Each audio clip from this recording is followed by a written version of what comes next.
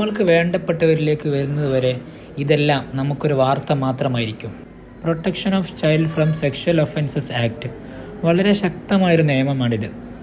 പ്രതികൾക്ക് കഠിനമായ ശിക്ഷ നൽകുന്നതോടൊപ്പം ഇരകളായ കുഞ്ഞുങ്ങൾക്ക് പൂർണ്ണമായ പരിരക്ഷയും ഈ നിയമം നൽകുന്നുണ്ട്. എന്നാൽ നിയമത്തിൻ്റെ കുറവ് കൊണ്ടല്ല യഥാർത്ഥത്തിൽ ഈ കുറ്റവാളികൾ ശിക്ഷിക്കപ്പെടാത്തത്. നമ്മുടെ കുഞ്ഞുങ്ങൾ, അത് ആൺകുട്ടിയായാലും പെൺകുട്ടിയായാലും, അവരുടെ സുരക്ഷയെക്കുറിച്ച് നമ്മൾ സദാ ജാഗരൂകരായിരിക്കണം. അവരെ ഒരു സെക്ഷൽ അസാൾട്ടിന് ഇരയാവാനുള്ള ഏതൊരു സാഹചര്യവും നമ്മൾ ഒഴിവാക്കണം.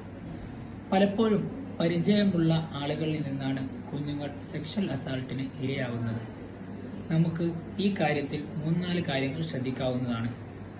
ഒന്ന്, എല്ലാവർക്കും അറിയുന്നത് പോലെ ഗുഡ് ടച്ച്, ബാഡ് ടച്ച് എന്നിവയെക്കുറിച്ച് കുട്ടികളെ അവെയർ ആക്കുക എന്നതാണ്.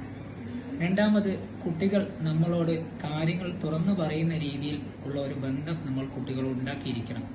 എന്നാലേ ചെറിയ രീതിയിലുള്ള സെക്ഷൽ അസാൾട്ടുകൾ പോലും നമ്മളോട് കുട്ടികൾ റിപ്പോർട്ട് ചെയ്യുകയുള്ളൂ.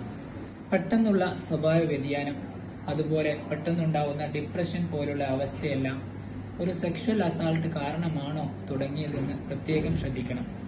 കുട്ടികൾക്കുണ്ടാവുന്ന ചെറിയ പരിക്കുകൾ, ഇതെല്ലാം കാരണം എന്താണെന്ന് അന്വേഷിക്കാൻ ഒരിക്കലും മറക്കരുത്.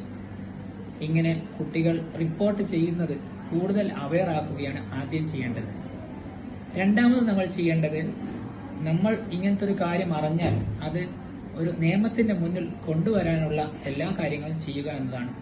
ഓർക്കുക, ഒരു സെക്ഷൽ അസാൾട്ട്, ഒരു കുട്ടിക്കെതിരെയുള്ള സെക്ഷൽ അസാൾട്ട് റിപ്പോർട്ട് ചെയ്യാത്തതും ഒരു പണിഷബിൾ ഒഫൻസ് ആണ്. അങ്ങനെ നമ്മളുടെ കുഞ്ഞുങ്ങൾ എന്നും സുരക്ഷിതരായിരിക്കട്ടെ.